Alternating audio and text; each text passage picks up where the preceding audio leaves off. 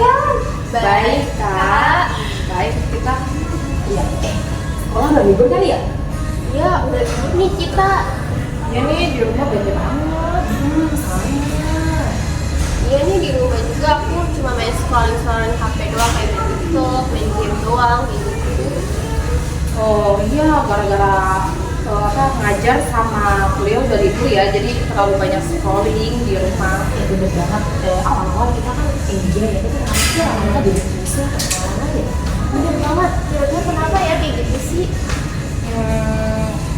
Mungkin ini kali ya, karena semenjak libur main HP terus salah satunya karena kita ini punya pengaruh hormon dopamin itu loh, Mbak. Bener banget kan? Iya.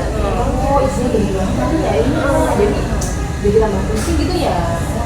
Bisa jadi. Iya kan? Langsungnya lagi nanti aja yuk. Oh iya.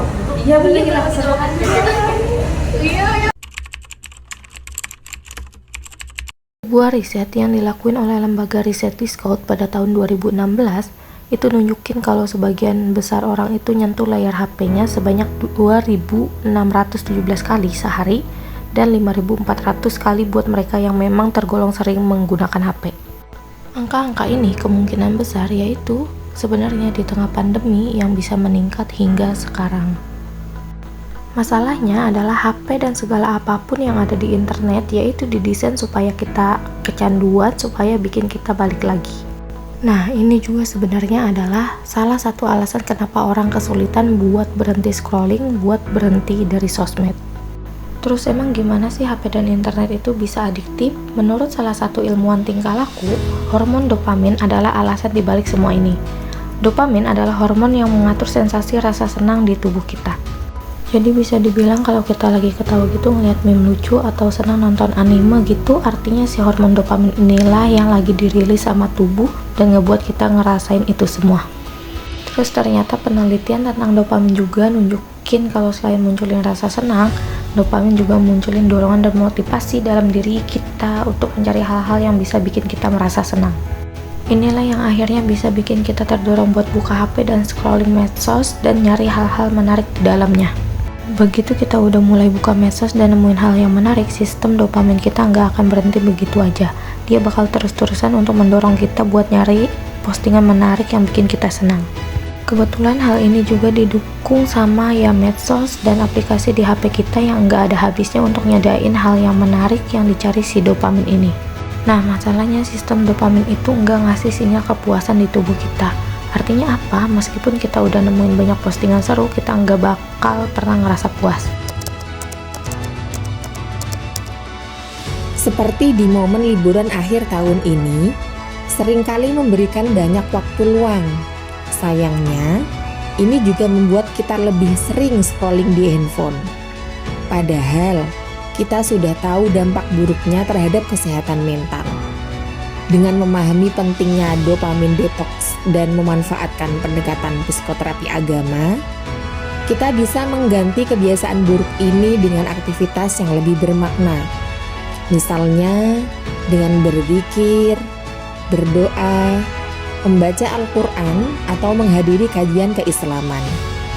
Ini bukan hanya membantu menenangkan pikiran, tapi juga memperkuat hubungan kita dengan Allah dan memberikan makna lebih dalam pada hidup. Nah, kira-kira kalau kita banyak waktu luang, terus habis itu kita isi dengan ya scrolling HP, gimana sih menurut kakak dampak dari scrolling tersebut? Ya, memang kalau kita banyak waktu luang, itu kita lebih sering itu menggunakan untuk scroll TikTok, scroll IG, scroll Facebook. Itu memang hal yang paling nyaman untuk dilakukan, apalagi kalau sambil mager gitu. Iya. Paling nyaman scroll TikTok. Tapi ya tanpa kita sadari itu banyak dampak negatifnya. Contoh kayak penglihatan mata semakin rabun karena pencahayaan HP itu mempengaruhi gitu. Terus tanpa kita sadari juga waktu kita itu terbuang sia-sia di situ. Kalau untuk cara mengurangi scrolling HP itu gimana, Kak? Ya lebih memperbanyak kegiatan sehari-hari. yang di situ tanpa ada aktivitas HP. Contoh kayak nyapu-nyapu lah, nyuci piring, nyuci baju. Demikian tadi penelitian kami tentang scrolling berlebihan, dampak pada kesehatan mental. Dan bagaimana psikoterapi agama dapat menjadi solusi. Semoga pemaparan ini tidak hanya memberikan yang lebih baik, tetapi juga menginspirasi kita semua untuk menggunakan waktu dengan lebih bijak. Dengan memadukan ilmu pengetahuan dan nilai-nilai agama, kita dapat menjalani hidup lebih tenang, produktif, dan penuh makna. Terima kasih atas perhatiannya. Semoga bermanfaat.